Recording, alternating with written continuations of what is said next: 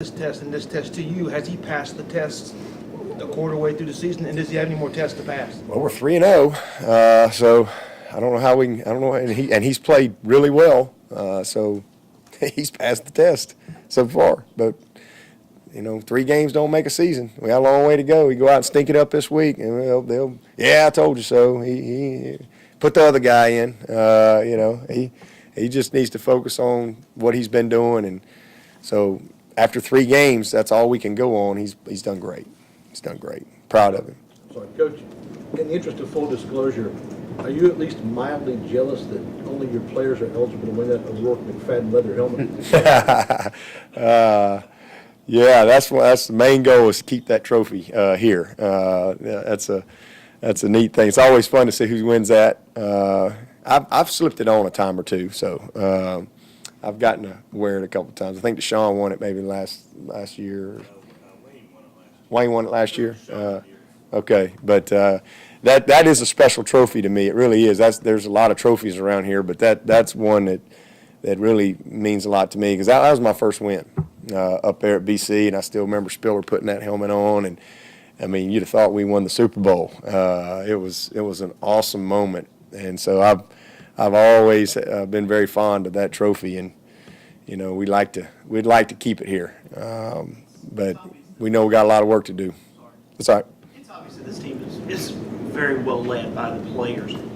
Is there one player that you think is the guy in that locker room, or do you have a group? And then is there one player that has surprised you with his leadership capabilities? I wouldn't say that he's the guy. I think that's what makes this team so neat, is we have a very accountable group. There is a lot of leadership from all levels on this team, and as far as the guy that surprises me,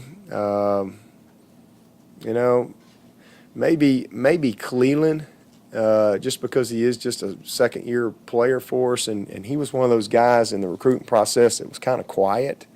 He really was. I mean, he just never said boo. I mean, he's just a quiet guy, one of the most low-maintenance recruits in the history of recruiting. He just never said anything. And, and he came here, and he just has he's just such a sweet personality to him. Smiles all the time. He's just very kind-hearted and has a good spirit to him. But, man, he has really become a great leader for us. And I don't know that I saw that early on in him, but he has become an incredible leader, and just takes a lot of pride in how he mentors the younger players, Rudolph and Justin, Xavier Kelly. I mean, he really goes out of his way to help lead those guys. So and not really surprised in this fall camp, because I saw it really last year, but just overall in general, I didn't really see that as much in the recruiting process as to where he is right now. But the best thing we got right now is we got leadership at every position. I mean, across the board. Every single position we've got really good leadership. At receiver, Dion and Ray and Renfro have done an awesome job, and Travion Thompson doesn't get talked about enough. Those 4 guys have done a great job of leading. Kelly Bryant has become an outstanding leader. That's probably an area where, as he kind of solidified himself, he just took it upon himself to lead the guys. Our guys up front and the offensive line, all of them. I don't really think there's one guy that I just say, hey, man, Eric McLean, Dalton Freeman. I don't really have that guy that I just say, hey, he's the bell cow of the group. Maybe Robbie would answer that differently. I just think they're all close. They like each other, and they're a very accountable group. Same thing at backer, just good people, all those guys. So it's fun. It's fun to come to work with these guys every day. Talk about the season Dorian O'Daniel's having so far. He's had 3 great games. He really is he's kind of the Vic Beasley of this team. Very similar kind of paths. You always saw the talent, always saw the flash. He's always had the skill, had to really learn. He played running back in high school. Vic played running back. And we decided we're going to play him at linebacker. And, you know, he didn't know linebacker from corner when he got to Clemson. And really that kind of limited him early. Just a lot to learn. But, man, what a football player. But he just has put the work in, had to physically mature and develop, had to get serious about football. He's a very well-rounded guy, has a lot of interests, and I think he had to really get serious about being great.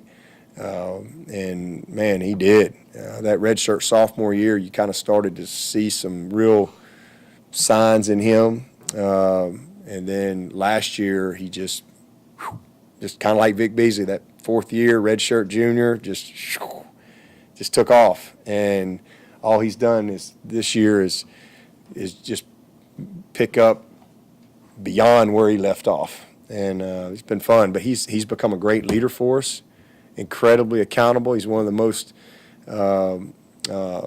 studious guys we got now, I think, in his preparation habits. Very versatile. You know, we've moved him around a little bit in a couple of our packages.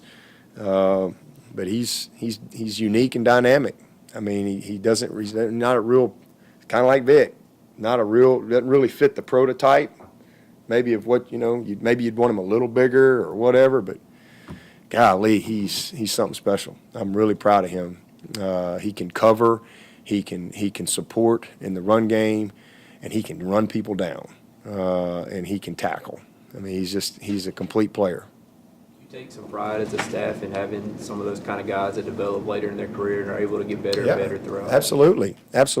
And that's why I always try to remind the media, you know, because everybody wants to, it's on to the next guy. It's on to the next guy. I know that sells papers and all that stuff because that's who's fresh on everybody's mind, but you got guys that have been working here.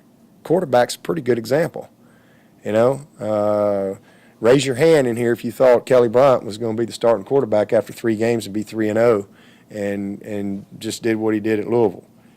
It's a short room in here, short list. You know what? He gets better. Guys work. That's why you recruit them. I didn't recruit Kelly Bryant because I thought he was a bad player. Recruited Kelly because I thought he had everything we needed, but he needed to develop, and you have guys like that. I always, you know, equate it to sometimes you get guys and you just open up the box, no assembly required, ready to go. You know, Sammy Watkins. Like, wow. After 2 days, you go, well, okay. And then you get other guys, it's all in the box, but you got to put it together. It just takes a little while. But at the end of the day, whether it's Kevin Dodd or Shaq Lawson, you get the same thing, right? Maybe it took this guy, it took a little longer. You know, sometimes it's physical, sometimes it's mental, sometimes it's both. Sometimes it's just knowledge. There's a lot of things that go into it. It's technique, and but that's what I love about this game. It's a developmental game. We had a kid here, Reed Webster. He's still one of my favorite players. Reed Webster, I didn't know if he would ever play. After about his redshirt sophomore year, I'm like, I just don't know. And then his 5th year, I think he finished second for offensive MVP. He played all 5 positions in the offensive line. It was unbelievable. What a great story. You know, Ryan Carter. You know, that's why we recruit football players and guys that fit our culture, guys that it's important to. And you know, we don't go recruit guys because you know we didn't recruit Adam Humphries because of Sharon Peak, which was the stories. We recruited Adam Humphries because he was a baller, and it was real obvious to see to us. I don't know why anybody else couldn't see it, and that's why he's doing what he's doing. You know, I mean, I love to see guys develop and get better. We got a lot of guys all over, and sometimes you got those superstars that show up and they shine quickly, and that's great. But other guys, most guys have to develop. Taylor Hearn, you know, man, Taylor Hearn's playing as good a football for us right now as anybody. Probably playing as good in the line as anybody in his conference. In fact, he was ACC Lineman of the Week this week. He didn't know what a pass protection was when he got here. You know, this guy was in a 4-point stance and, you know, had a lot to learn.